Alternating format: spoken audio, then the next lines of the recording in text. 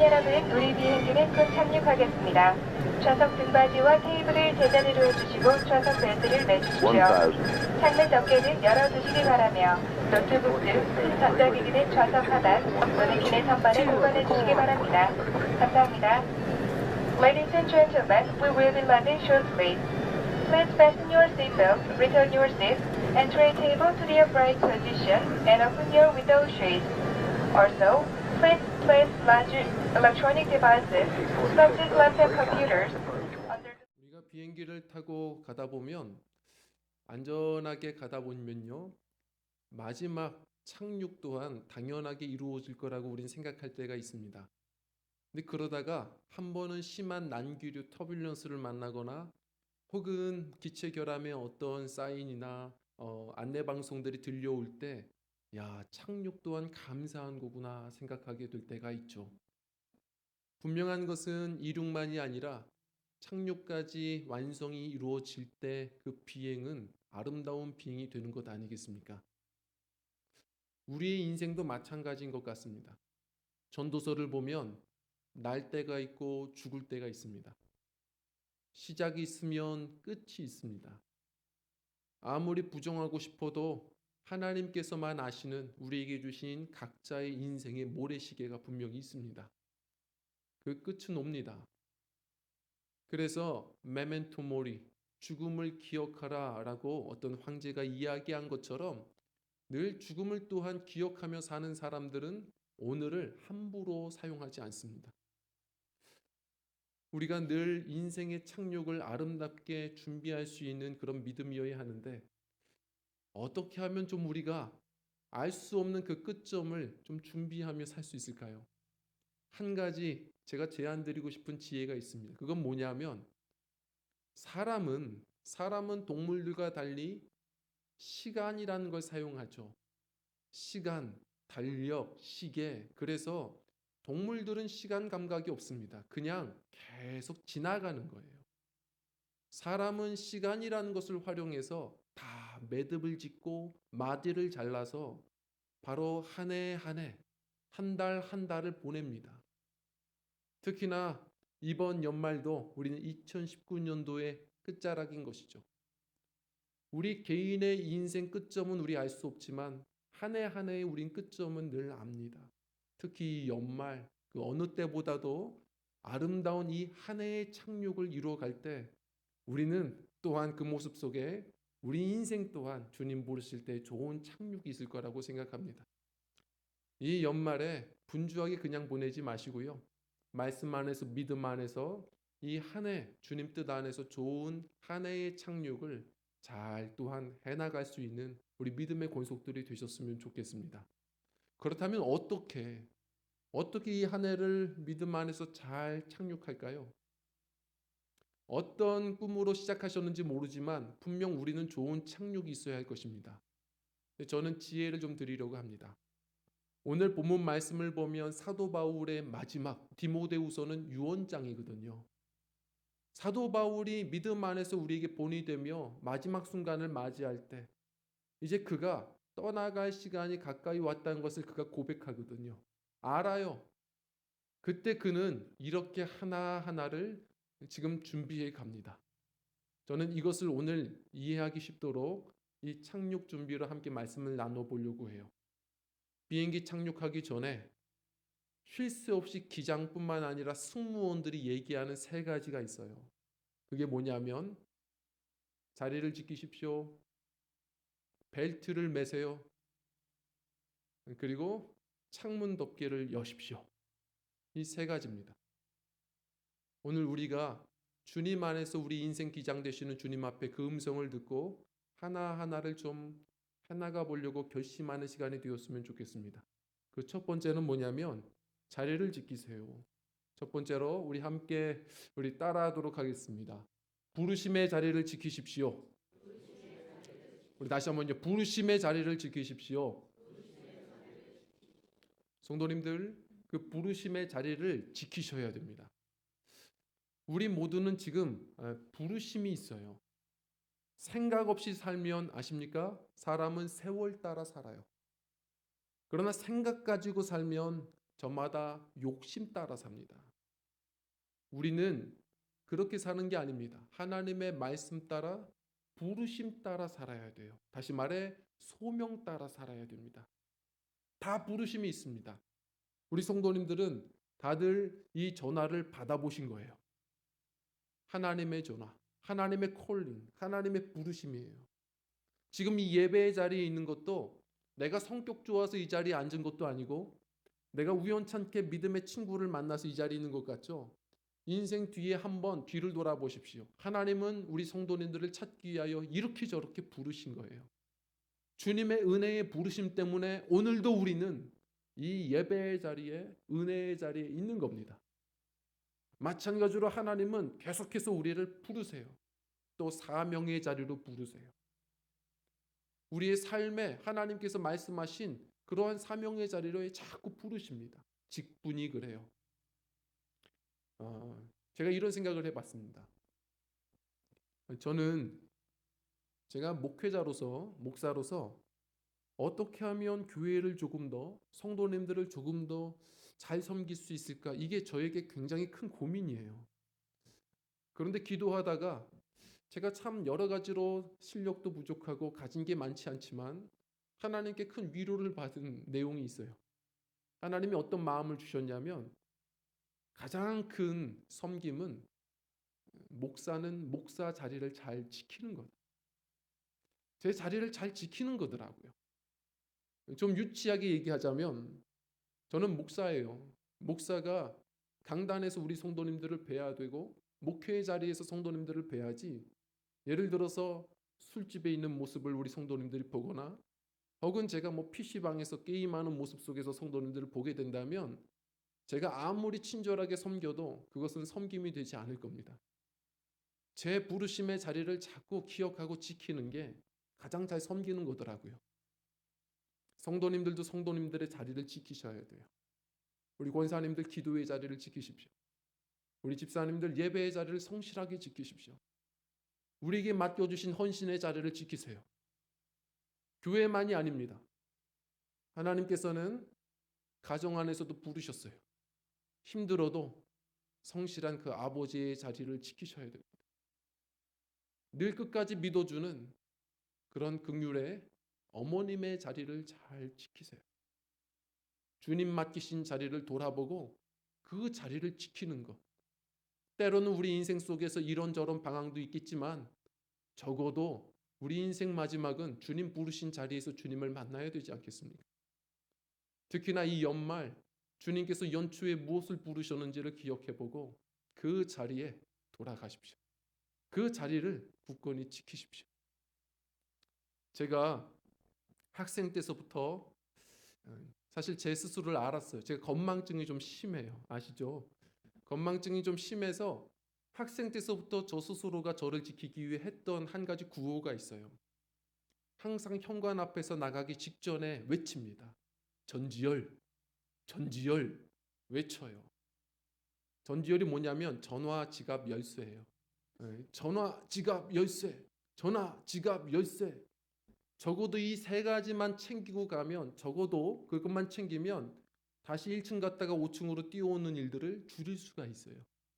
혹시 건망증이 심하시면 같이 외치세요. 전지열, 전지열. 아주 중요하고 도움이 됩니다. 그런데 전지열 외치고 챙기려고 해도 또 한 가지, 그 물건이 제가 예상한 자리에 있지 않으면 아무리 제가 전지열을 외쳐도 밖에 나갈 수가 없어요. 물건은 그래서 가장 좋은 것은 그 자리에 두는 거예요. 그럴 때 주인이 보기 좋은 겁니다. 제가 교회에서 한 번은 이렇게 청소를 하다가 깨달았어요. 물건은 제자리에 있을 때 보기 좋은 거예요. 공구는 공구함에 있어야 돼요. 이 숟가락은 아무리 설거지한 것일지라도 필기구함에 있으면 안 돼요. 그거는 숟가락 통에 있어야겠죠. 수저통에 있어야 돼요. 그리고 필기구는 연필은 아무리 잘 깎아두어도 그것은 수저통에 있으면 안 돼요. 필기구함에 있어야 되거든요. 집에서 청소해 보신 분들 양말이 아무리 잘 빨래가 돼 있어도 마루에 그냥 너저분히 두면 보기 좋지 않은 겁니다. 그래서 우리는 물건을 제자리에 놓는 것, 그것을 뭐라고 하죠? 청소라고 해요. 성도님들, 물건 제자리 놓는 것이 청소라면 사람 제자리에 놓아지는 것을 뭐라고 하냐면 회개라고 하는 겁니다. 회개라는 이야기를 하면 사실 성도님들이 제일 듣기 불편해하는 주제예요. 그러나 잊지 마십시오. 회개는 죄 지은 사람이 하는 게 아니에요. 성경은 죄 없는 사람이 없어요. 깨닫고 겸손한 자가 하는 거예요. 오늘도 주님 앞에 무릎 꿇고 주님 앞에 반성하고 회개하며 기도할 때 주님께서는 우리에게 맡겨주신 그 자리를 보게 하실 것이고 또 지킬 수 있는 힘과 능력도 주실 거라고 믿어요. 그 자리를 지키는 것이 참 지혜예요. 오늘 본문 말씀을 보면 사도 바울이 생을 마감하는 순간에 이런 안타까운 고백을 해요. 한번 말씀을 좀 읽어볼게요. 9절과 10절을 한번 읽겠습니다. 9절과 10절 같이 읽겠습니다. 시작. 너는 어서 속히 내게로 오라. 데마는 이 세상을 사랑하여 나를 버리고 데살로니가로 갔고 그리스게는 갈라디아로 디도는 달마디아로 갔고. 이 마지막 그의 고백을 보면 참 가슴이 아파요. 자, 이 마지막 순간에 디모데를 부르는데 겨울을 맞이해서 빨리 좀 오라고 디모데를 오라고 요청하는데 뭐라고 고백하냐면 데마는 세상을 사랑하여 갔다. 이렇게 얘기를 해요. 데마가 누굽니까? 바울 사도가 편지를 쓸 때마다 가끔 등장하는 이름입니다. 본래는 아시겠지만 누가보다도 앞서서 그 이름이 늘 거론됐어요. 그렇게 초대교회에 헌신의 열정이 있던 사람이에요. 그렇게 부르심을 열심히 감당하던 인생이었는데 어느 순간 누가보다 뒷전에 서더니 어느 순간 편지에 나타나지 않다가 오늘 보니까 바울이 고백하죠. 세상을 사랑하여 갔다. 성도님들, 이륙이 조금 불편하고 그리고 아름답지 못할지라도 지혜로운 삶은 끝이 아름다워야 됩니다. 조금 늦게 신앙생활이 시작되었고 처음 사명이 조금 어려웠을지라도 하나님의 부르심의 자리 온전히 잘 지키며 주님 보실 때의 아름다운 사람으로 마무리를 짓는 우리 사명 있는 인생, 믿음의 자리를 지키는 우리 성도들, 우리 저와 성도님들의 신앙이 되시기를 주의 이름으로 부탁을 드립니다. 그리고 두 번째예요. 우리 두 번째는 벨트를 매셔야 됩니다. 우리 함께 우리 따라하도록 하겠습니다. 사랑의 줄로 매십시오. 우리 다시 한번요. 사랑의 줄로 매십시오. 성경에 보면 주님께서 우리에게 주신 유일한 줄이 있습니다. 그게 바로 사랑이거든요. 그 사랑이 우리에게는 정말 생명벨트예요. 예전에 했던 한 생물학자가 이런 고백을 했어요. 거미를 연구하는데 숲에 사는 이 거미가요. 참 재미있는 것은 새끼랑 멀리 떨어져 있는데 새끼가 뭔가 문제가 생기면 어떻게 알고 작은 떨림도 알고요. 쏜살같이 와서 새끼를 도와줍니다. 그 이유가 뭘까? 이 거미에게는 어떤 능력이 있는 걸까? 봤더니 우리가 못 볼 뿐이지 길지만 작은 실로 연결돼 있더래요. 이것으로 작은 미세한 떨림도 알더랍니다. 성도님들 아십니까? 우리도 그 줄이 있는 거예요. 늘 혼자 사시는 것 같고 그래서 인생이 두렵지만 그렇지 않아요. 그 사랑의 줄이 우리를 붙들고 있는 거예요. 바울 사도가 말한 것처럼 그 어떤 대적도 죽음마저도 끊을 수 없는 것, 하나님의 사랑에서 우리를 끊을 수 없느니라. 호세아 선지자는 말합니다. 하나님이 우리를 인도하시는 사람을 묶는 유일한 하나님의 줄이 뭐라고요? 사랑의 줄로 우리를 인도하시는도다. 사랑의 줄이에요. 우리는 수만 가지 줄을 붙들려고 하는데 기억하십시오. 예수 믿는다는 것은 믿음으로 그 모든 우리를 답답하게 하고 결박시키는 욕심과 상처의 수많은 줄들을 저련히 잘라내고 진리 안에 자유를 맛보며 단 유일한 한 가지 줄, 우리가 춤추기 위해 필요한 이 연줄, 바로 우리가 늘 부르는 찬양처럼 오직 사랑에 매이셔야 돼요. 주님의 사랑. 그 사랑을 이 연말에 더 기억하시고 우리가 붙드셔서요. 두려워서 그 사랑 모르고 이것저것 붙들던 것 내려놓고 주님의 사랑 안에서 다시 평안을 누리시고 주님 사랑 안에서 다시 주님 주시는 참된 행복을 맛보시는 우리 믿음들이 되시길 원합니다. 그런데 그 사랑의 줄은 아십니까? 넉넉해요. 성경은 이렇게 권면해요. 그 사랑의 줄로 나만 먹는 게 아니고요. 주님의 그 사랑의 줄, 이 사랑은 내게 없어요. 주님의 사랑의 줄 많이 받으셔서 또 많은 사람들을 묶어내는 삶을 사셔야 돼요. 성경은 말해요. 너희들은 교회는 어떻게 해야 된다고요? 평안에 매는 그 사랑의 줄로 하나 되기에 힘써라. 그리고 또 뭐라고 합니까? 모든 것 위에 사랑을 더해라. 이것은 온전하게 매는 띠니라. 사랑의 줄로 묶어가는 이 연말이 되셔야 돼요. 시간이 갈수록 노년이 될수록 우리가 해야 할 일은 우리 마음까지 겨울이 오지 않도록 갈수록 용서하고 화해하고 사랑하며 그 시간을 보내야 돼요. 어떻게 사셨든지 간에 욕심의 줄들을 다 끊어내고 사랑의 줄을 붙들며 살아가시는 은혜가 필요합니다. 제가 한 번은 이런 이야기를 들었어요. 이 얘기를 듣고 웃었지만 또 씁쓸했어요. 어떤 분이 얘기를 해주는데 한 할머님이 역전 앞에서 버섯 장사를 하더랍니다. 이 버섯 장사를 하는데 앞에다가 뭐라고 글씨를 써놨냐면 한 바구니에 10,000원, 후쿠시마산 이렇게 쓴 거예요. 후쿠시마산. 중년의 신사가 그걸 보다가 놀랬어요. 후쿠시마산? 방사능? 오염? 이거 어떡하나? 그래서 할머니께 가가지고 할머니 이거 할머니가 쓴 거 아니죠? 맞다고. 이거 누가 쓴 거예요? 아까 전에 어떤 젊은이가 도와주겠다고 이거 쓰고 갔다고. 아니 그렇게 못된 젊은이가 있냐고. 할머니 후쿠시마산은 방사능 오염됐다는 거예요. 할머니 이러면 안 돼요. 그거 빨리 저에게 주세요. 방사능이 뭐야? 그런 거 있어요. 제가 다시 써드릴게요. 안 돼. 그냥 둬. 왜요 할머니? 이거 어떻게 파시려고요? 이미 거의 다 팔았어. 아니 어떻게 파셨어요? 할머니 어떻게 팔아? 누가 사갔어요? 그랬더니 젊은 세댁들이랑 그 회사원들이 그렇게 사갔대요. 그래서 아니 그들이 왜 사요? 뭐라고 하고 사갔어요? 그랬더니 시어머니 준다고. 그리고 직장 상사들 준다고 그렇게 사가더랍니다. 제가 집에 버섯이 있는지를 한참 봤어요. 우리 성도님들 들으면서 웃었지만 씁쓸했어요. 우리가 살아가다 보면 사람이 독약을 먹으면 이 독약의 효과가 나고 보약을 먹으면 보약의 효과가 난다고 하죠. 살아가면서 이 세상이 주는 수많은 어떤 그 독약들 때문에 상처를 많이 받아서인지 갈수록 오늘날 많은 사람들을 보면 도끼가 많아요. 성도님들 우리 그리스도인들은 늘 하나님의 사랑을 받아야 돼요. 사랑받는 자들은 주름살이 없어요. 주님의 그 한량없는 사랑은 우리의 온전한 마음을 다 채우고도 남아요.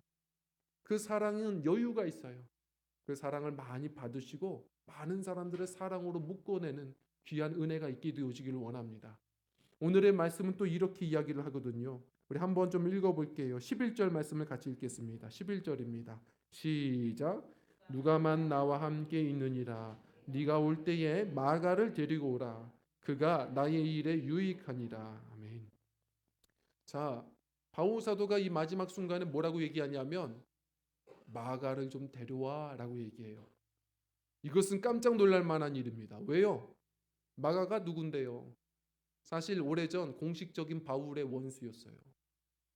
무슨 일이 있었죠? 오래전에 바울 사도가 회심하고 선교사의 삶을 시작할 때에 1차 선교 여행을 시작하는데 중간에 젊은 이 청년 마가가 합류한 거예요. 합류하다가 무슨 일인지 모르지만 선교해 보면 힘들어요. 지치고 떨어졌어요. 도망갔습니다.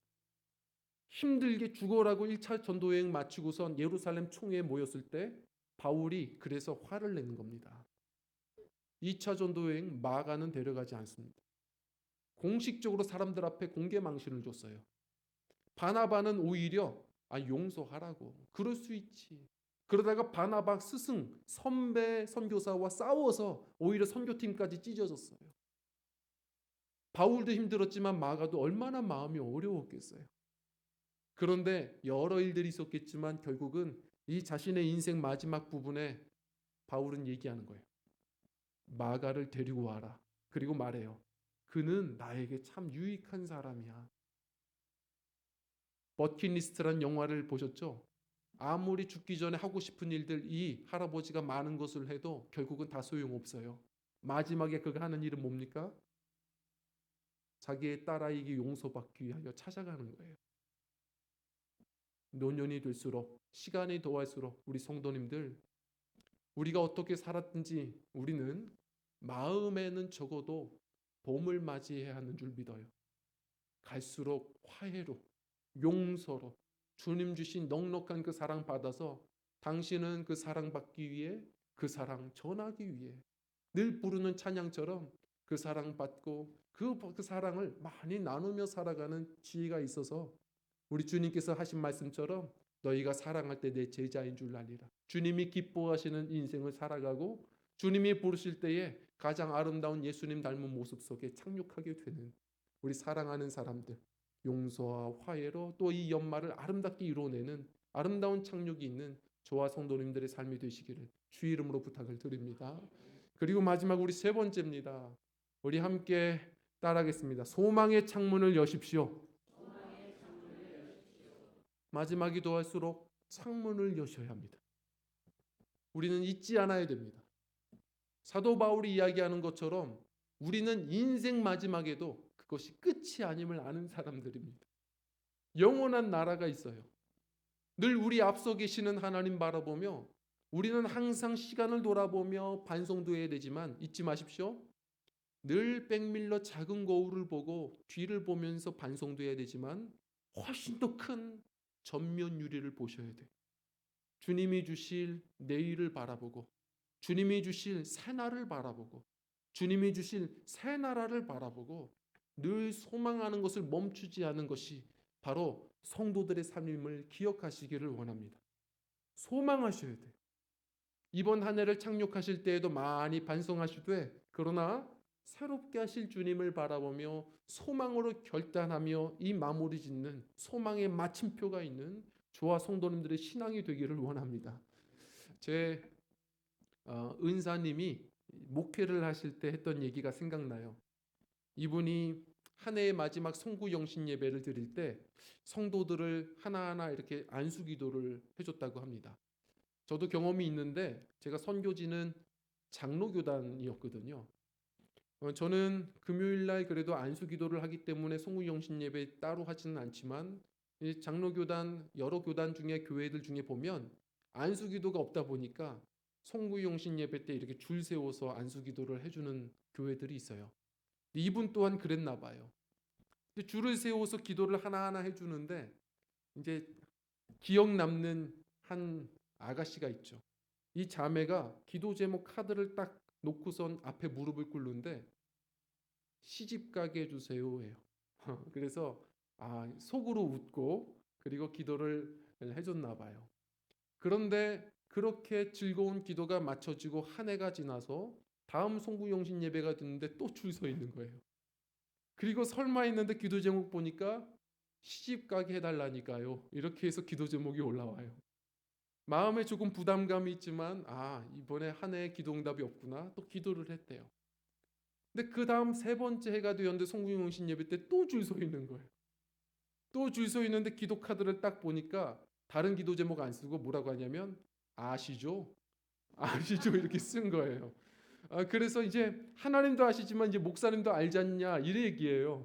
그래서 목사님이 너무 이제는 마음에 부담감이 있는데 그래도 또 기도해 주고선 보냈어요. 발 뻗고 잠을 못 자겠더래요. 이 목사가 능력이 없어서 자꾸 저렇게 고생하나 보다 생각 들고. 근데 혹시나 했는데 또 네 번째 때에도 또 줄 서 있는 거예요. 그러더니 기도 제목에 아예 이하동문 이렇게 써 있어요. 하나님 이게 뭡니까? 목사 이게 망신 아닙니까? 이 정도면 좀 들어줘야 되는 거 아닙니까? 그랬더니 하나님이 너 그 자매 위해서 정말 온 힘을 다해서 그리스도의 마음으로 기도했냐? 갑자기 그런 마음을 주셔서 그 네 번째 때 성도들 다 가고 나서도 열심히 그 자매 붙들고 그렇게 눈물 흘리며 기도했대요. 그런데 정말 하나님이 응답하셨는지 주님이 약속하셨으니까 이루셨겠죠. 그 다음에 보니까 멀리서도 아니고 같이 성가대하는 앞자리에 이렇게 앉아 있는 그 훤칠한 교회에서 제일 멋있는 그 남자와 어떻게 눈이 열려서 결혼에 성공을 했어요. 그래서 드디어 발 뻗고 사는데 다섯 번째에 또 송구영신 예배 때 또 줄 서 있어요. 기도 제목을 봤더니 아이를 주세요. 아이를 갖게 해주세요. 그래서 주님께서 주신 사인대로 정말 또 갑절로 기도를 해줬대요. 그랬더니 그 갑절의 기도에 응답해 주셔서 갑절로 쌍둥이를 또 임신하게 되는 그런 기적을 주셨답니다. 제가 이 이야기를 듣고서 열심히 기도해야 되겠구나. 근데 우리 성도님들, 저는요, 우리가 기도하면 그 기도 내용대로 그대로 이루어진다라고 말하고 싶진 않아요. 성경은 그렇게 말씀하시진 않으세요. 우리는 우리가 더 좋은 게 뭔지를 잘 몰라요. 그냥 아는 메뉴로 대신에 소망이 하나님이심을 알고 부르짖어 그냥 기도하는 거예요. 내가 지금 필요한 것을 그냥 가지고 기도하다 보면, 그러나 우리가 기도하지만 잊지 마십시오. 너는 내게 부르짖으라. 그리하면 네가 알지 못할 크고 비밀한 일로 역사하리라고 말씀하셨어요. 우리가 할 일은 한 번, 두 번 꺼졌다고 해서 지치는 게 아니라 하나님이 약속하셨으면 붙들고 계속 기도하세요. 그리고 혹 무언가 하나님께서 주시고자 하시는 것, 내가 필요한 것이 있다면 주님께서 더 좋은 것을 주실 것을 기대하고 또 성실히 기도하십시오. 소망을 걸고 주님 앞에 기도하는 자들은 하나님이 알 수 있도록 분명하게 크고 비밀한 일로 항상 이끄시고 역사하실 거라 믿습니다. 늘 소망을 꺼뜨리지 말고 전면유리 보고 앞서 행하시는 주님 바라보고, 오늘도 바울이 얘기하는 것처럼 내 곁에 서서 강건케 하신 주님 바라보고 늘 소망을 말하며 살아가는 믿음들이 되십시오. 바울은 지금 죽을 걸 알지만 디모데야, 너 올 때 겉옷과 가죽으로 쓴 책을 가지고 와라. 그 책이 뭔지는 모르지만 죽을 걸 염두하지만 그래도 그 계절 부르실 때까지 승리할 겉옷을, 부르실 때까지 성장할 책을 구했어요. 끝까지 소망하며 그렇게 결론 내시는 또 이 한 해가 되시기를 주의 이름으로 부탁을 드립니다. 말씀을 정리합니다. 독일의 루드위히 황제에 대한 이야기가 있습니다. 전설이죠. 이 사람은 젊었을 때에 공작이었을 때에 아주 포악한 사람으로 유명했어요. 근데 이 사람이 변화된 한 계기가 있습니다. 이 사람이 사냥터에 갔다가 길을 잃고 숲속에 있는 오래된 한 교회를 발견하죠. 그 안에 들어가서 잠시 기도를 하는데 벽면에, 그 벨사살 왕이 본 것처럼 벽면에 막 글씨가 보이더래요. 환상으로 갑자기 순식간에 보였다 사라졌어요. 다른 건 기억이 안 나는데 in 3, in dry, 이 3이라는 어떤 숫자가 딱 머릿속에 기억이 남은 거예요. 3 안에 이게 뭘까 고민하다가 이건 계시인데 내가 3일 안에 죽나 보다. 그래서 남은 3일 동안 사람들에게 용서를 구하고 그렇게 또한 화해하고 지냈대요. 그런데 안 죽었어요. 3이 뭐지? 그러면 3달 안에구나.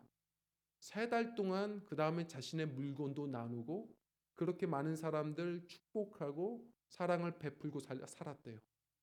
그런데 안 죽었어요. 3년 안에구나. 3년 동안 그 다음에는 마을의 사람들을 다 돌아보고 그들을 주밀하게 섬기는 일들을 했대요. 결국은 죽지 않고 소문이 나서 이 사람이 결국은 공작이 아니라 그 성의 황제가 되죠. 죽음을 기억하는 자들은 방종하게 살지 않아요. 우리는 그러나 평상시에는 항상 영원할 것처럼, 이 비행이 끝도 없을 것처럼 생각하죠. 성도님들, 늘 주님께서 주실 인생의 마지막을 늘 바라보고 준비할 수 있는 지혜가 필요해요. 그것은 한 번 한 번 이 시간의 매듭이 올 때마다 한 번씩 훈련해 보는 지혜가 참 중요할 것 같아요. 바울 사도가 우리에게 준 이 매뉴얼대로 우리 비행기에서 듣는 기장의 목소리가 우리 성령님의 음성이 되어서 우리의 남은 인생의 귀한 이정표, 특히 이 연말 우리가 해야 할 좋은 버킷리스트가 되었으면 좋겠습니다. 그것은 자리를 지키는 겁니다. 그리고 주님이 주시는 줄로 매이는 겁니다. 그리고 소망의 창문을 여는 겁니다. 좋은 착륙을 준비하여 아름다운 인생 착륙을 맞이하는 저와 성도님들이 되시길 주의 이름으로 부탁을 드립니다. 기도하겠습니다.